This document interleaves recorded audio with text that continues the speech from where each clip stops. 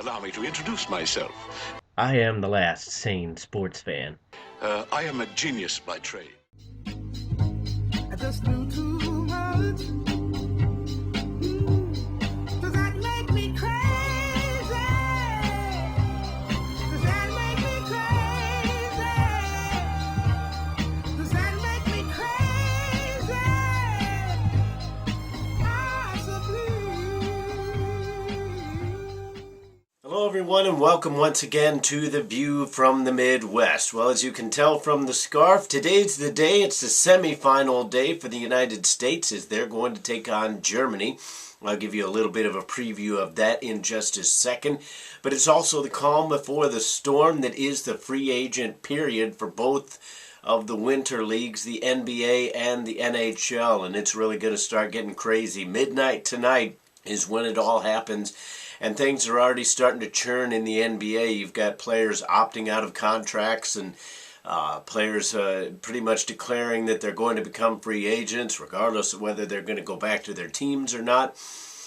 And as only a casual NBA fan these days, I have to say that once it's explained to you, it makes sense. But really, on the surface, the NBA free agency deals and the way contracts are set up has got to be one of the most confusing things, I would think, in contract sports.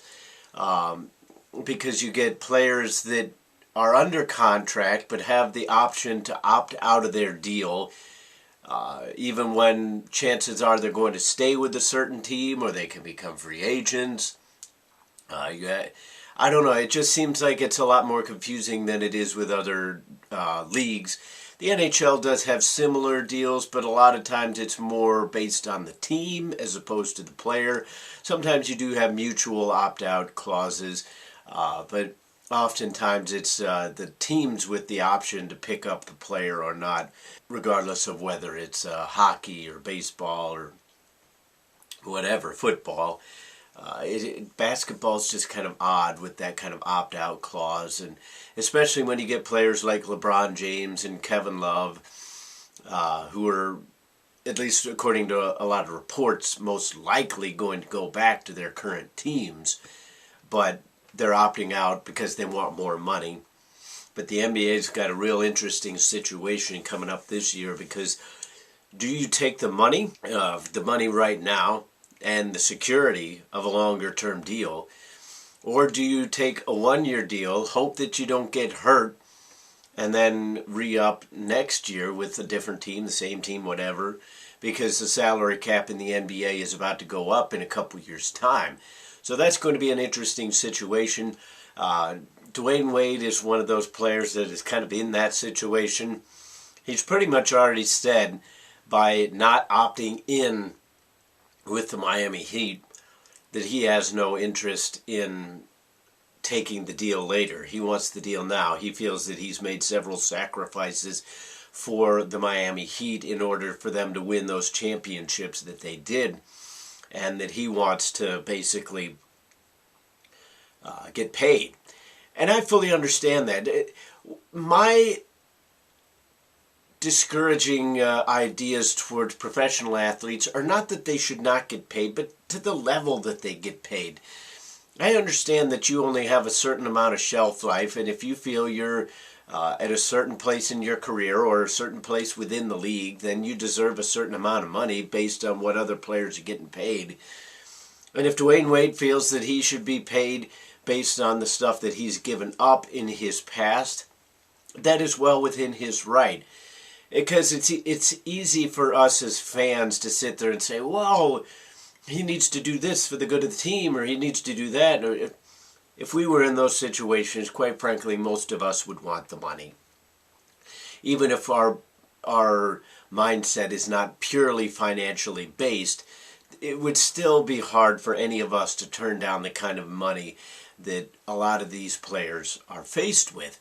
The only thing that I have wrong with Dwayne Wade right now is, again, I would be doing the same thing in his shoes probably, but he's towards the tail end of his career, which is not to say that he doesn't deserve another max contract if somebody's willing to give it to him.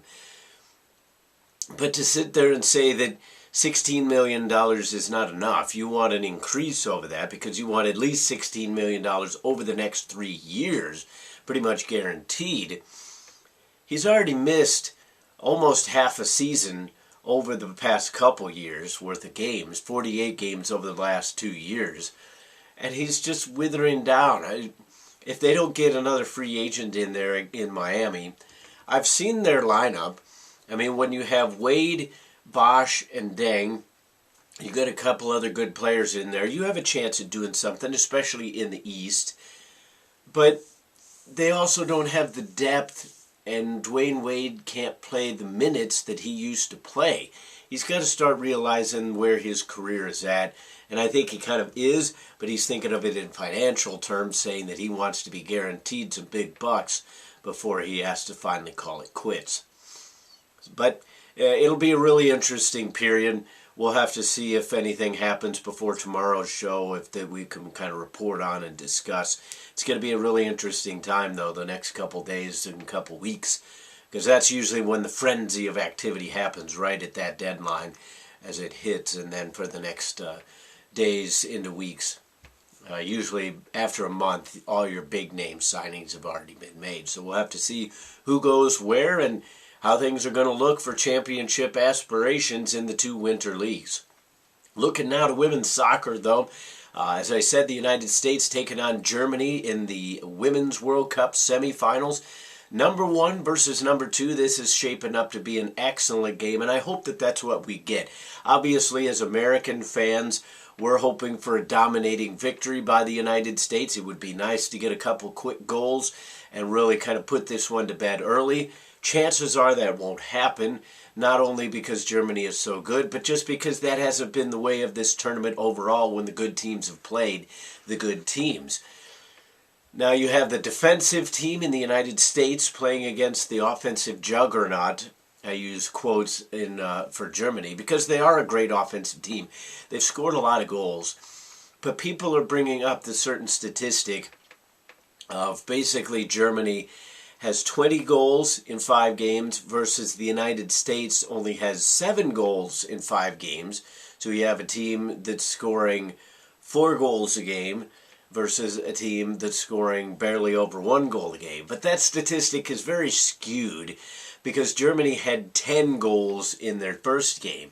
So over the next 4 games, they only scored another 10 goals, which is no feat to be sneezed at. They are an offensive team, but they had a bit of an easier road to the final round, the knockout round, than the United States did. The United States played better teams. The United States played Australia, who they beat fairly soundly, 3-1, and Australia made a good account of themselves in the knockout round. But the United States scored their most goals against Australia.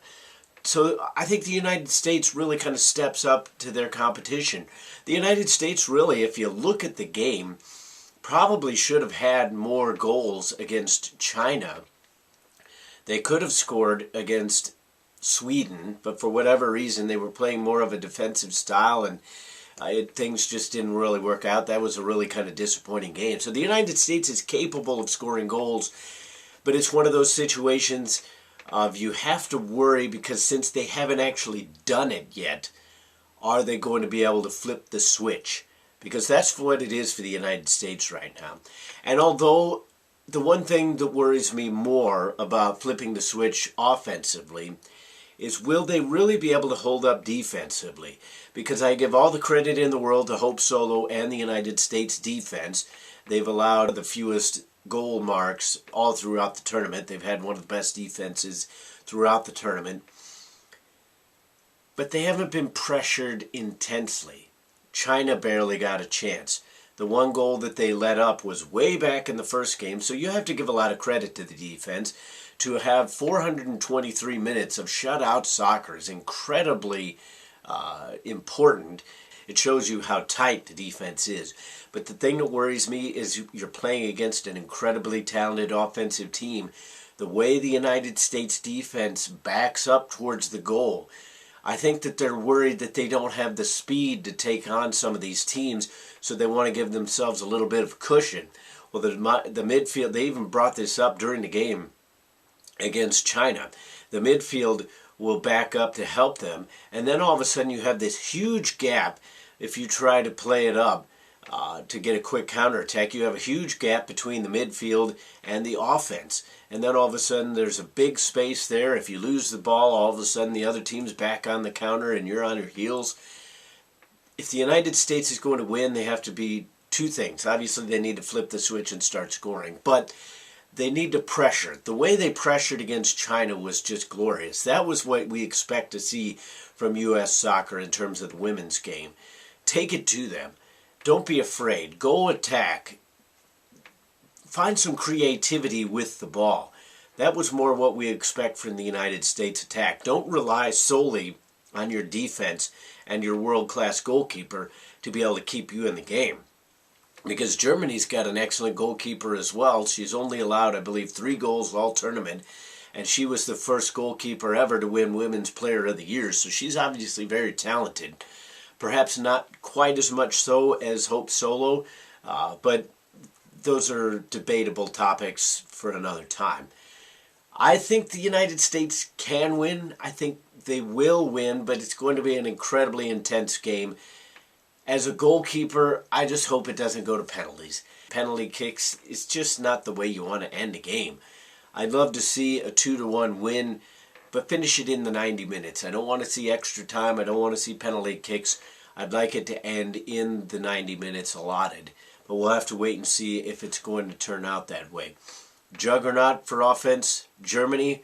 Defense and solid midfield for the United States. Defense wins championships. We'll have to wait and see if the United States can really pull it off. There's going to be no easy task on the other side as well. Japan versus England. England, the only team left in the tournament not to win a title. What a rematch that would be if the United States were to play Japan. But that's too far in the future. Right now, the Americans got to worry about the black, red, and gold.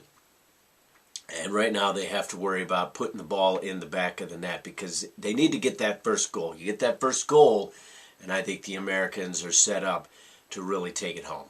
That is a view from the Midwest. What are your views on today's topics? Comment, rate, and subscribe if you're watching on YouTube. If you're watching on Facebook, leave a comment there as well and share it around. We'll keep these on rolling. But until the next time, I'll see you then.